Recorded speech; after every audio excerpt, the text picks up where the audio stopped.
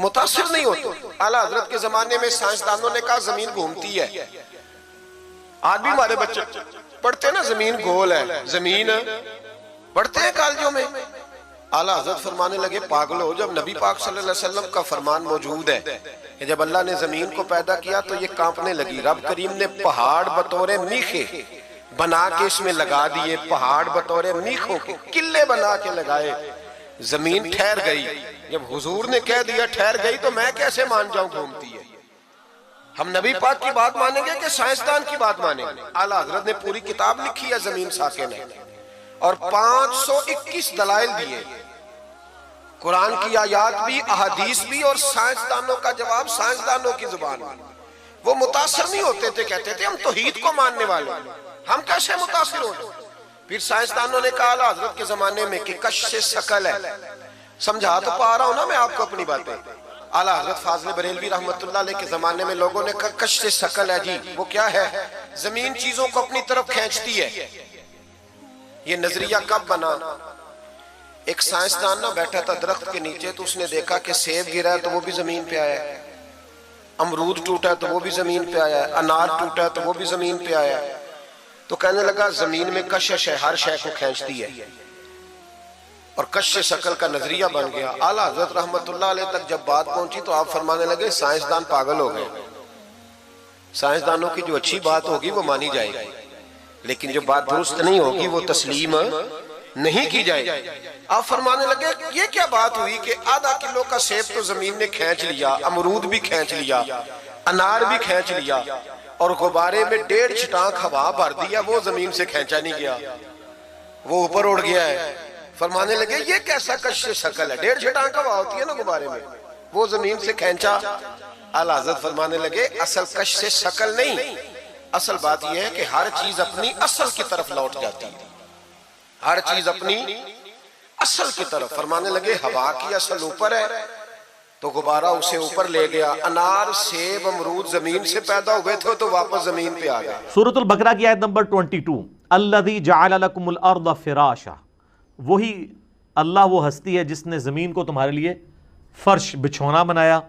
سورہ الزخرف آیت نمبر 10، الذی جعل لکم الارض مہدا، وہ اللہ ہے جس نے زمین کو تمہارے لیے گود بنایا. ظاہر انسان مرتا ہے اسی کے اندر دفن ہو جاتا ہے، یہ اسی لیے دھرتی ماں کا لفظ ہر چیز اس کے اندر سموئی جاتی ہے، ایک گہوارہ بنا دیا. اور سورۃ المؤمن جسے سورہ غافر بھی کہتے ہیں آیت نمبر 64، الذی جعل لکم الارض قرارا، اللہ تعالیٰ نے اس زمین کو قرار کی جگہ، رہنے کی جگہ بنایا. وہ کہتے ہیں جی یہ فراشا کے الفاظ آئے ہیں، فراشن، قرارن اور مہدن، اور وقف کریں گے تو مہدا، فراشا اور قرارا بن جائے گا. یہ میں علماء کے لیے بات کر رہا ہوں. تو وہ کہتے ہیں اس سے یہ ثابت ہوا کہ زمین فلیٹ بھی ہے کیونکہ اللہ نے اس کو بچھونا بنایا اور سٹیبل بھی ہے. سر اس کا یہ مطلب نہیں ہے، یہ قرآن میں کہاں لکھا ہوا ہے کہ زمین فلیٹ ہے؟ کہیں بھی نہیں لکھا. فرش بنانے کا تو یہ مطلب ہی نہیں ہے. فرش بنانے کا مطلب ہے اسے رہنے کے قابل بنایا ہے. یہ آج ہمیں سائنٹسٹ بتاتے ہیں کہ ملینز آف ارتھ کوئکس ہر سال آتے ہیں، بلکہ کیلکولیشن یہ ہے جو پریسائز ہے کہ ہر سیکنڈ میں زمین میں 2 زلزلے آتے ہیں جن کا ایمپلیٹیوڈ کم ہوتا ہے، اگر وہ زیادہ ہو تو زمین برباد ہو جائے. ہر سیکنڈ میں 2 زلزلے، ملینز آف ارتھ کوئکس ہر سال آتے ہیں. تو ان ارتھ کوئکس کے ایمپلیٹیوڈ کو نہ بڑھنے دینا، اس کے باوجود ہمیں سٹیبل رکھنا، اور زمین کی اتنی بڑی بڑی 3 موشنز کے باوجود سٹیبل رہنا، یہ اللہ تعالیٰ نے اسے قرار کی جگہ بنایا ہے اور یہ فراش بنایا ہے. اس کا یہ مطلب نہیں ہے کہ ارتھ فلیٹ ہے. اور سر یہ تو کبھی بھی کسی کا عقیدہ نہیں تھا ارتھ فلیٹ ہے. چاند گول نہیں دیکھتے تھے، شروع سے گول نظر آ رہا ہے، فلیٹ تو کسی کو نظر آتا. اور پھر وہ آپ کو مختلف اوقات میں اس کے جو دھبے ہیں مختلف نظر آتے ہیں. تو اس سے پرانے زمانے کو بھی میں لوگوں کو پتا تھا کہ یہ جو چاند ہے یہ سفیریکل ہے.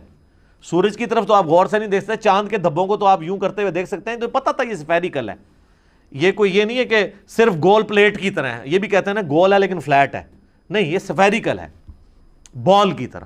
یہ سب کو پتا تھا. ہمارے پرانے سائنٹسٹ بھی تھے، ان کو یہ باتیں پتا تھی. تو ان آیات کا انہوں نے بالکل غلط مطلب لیا. یہ مطلب ہمیں سائنٹسٹ بتاتے ہیں. اور سر اسی طریقے سے قرآن حکیم میں جو ہے کہ ہم نے پہاڑوں کو میخیں بنایا ہے کہ زمین ڈولے نا، تو وہ زمین کو بیلنس کرنے کے لیے ڈائنامک بیلنسنگ ہے اس کی. جیسے آپ کبھی ویل کی بیلنسنگ کرواتے ہیں تو ویٹ ایڈ کرتے ہیں، کوئی چیز گھوم رہی ہو نا تو اس میں بہت تیزی سے ارتعاش پیدا ہوتا ہے، اگر ذرا سی بھی وہ امبیلنس ہو تو وہ بیلنس کرتے ہیں ویٹ ایڈ کر کے. تو زمین پہ یہ ویٹس مختلف جگہ پہ اللہ تعالیٰ نے ایڈ کی ہیں پہاڑوں کی شکل میں. اس کی ڈائنامک بیلنسنگ ہے، نہ کہ اسٹیٹک بیلنسنگ. تو یہ میں سائنٹسٹ بتائیں گے، ظاہر ہے جیولوجی کی فیلڈ کا مسئلہ ہے نا، یہ وہی لوگ بتائیں گے. یہ وہی لوگ بتائیں گے کہ جنہوں نے محنت کر کے آپ کے ہاتھ میں اسمارٹ فون دے دیے ہیں جس پہ آپ یوں یوں کرتے ہیں، اپنی تقریریں دیکھ کے خوش ہوتے ہیں. یہ کسی حافظہ اللہ یا دامت برکاتم عالیہ رحمۃ اللہ علیہ کا تو بنایا ہوا نہیں ہے نا، انہوں نے ثابت کر دیا. اور سر زمین کا گول ہونا، اس کی موومنٹ کو تو اب فزیکلی آبزرو کر لیا گیا سیٹلائٹ میں جا کے. اس کے امیجز آتے ہیں، ویڈیوز بھی آتی ہیں. اور سیٹلائٹ صرف کافروں کے چھوڑے ہوئے نہیں، پاکستان کا بھی 80s میں ایک سیٹلائٹ گیا ہوا ہے. دنیا میں کتنے مسلمان ممالک ہیں جن کے سیٹلائٹ اس وقت فضا کے اندر موجود ہیں، جو زمین کو گھومتا ہوا، جس میں سے آپ دیکھ سکتے ہیں اس کا گول ہونا بھی، اور لائیو ویڈیوز پڑی ہوئی ہیں. اور یہ پوری دنیا کے جو ٹی وی چینلز کا سلسلہ ہے انہی سیٹلائٹ کے اوپر چل رہا ہے. آپ کے موبائل فونز کا سارا سلسلہ یہ آپ سارے مانے ہوئے ہیں. یہ کس کے اوپر چل رہا ہے؟ پوری دنیا کا جو نیویگیشن کا سسٹم ہے ایروپلینز کا، وہ سارے کا سارا اس کے اوپر چل رہا ہے. ہوائی جہاز جو ڈیٹا لے رہا ہے اپنی سمت کا، وہ سیٹلائٹ سے لے رہا ہے. تو فزیکلی انہوں نے سب کچھ کر کے بتا دیا، لہٰذا اب اس کا انکار آج کے دور میں تو ناممکن ہے.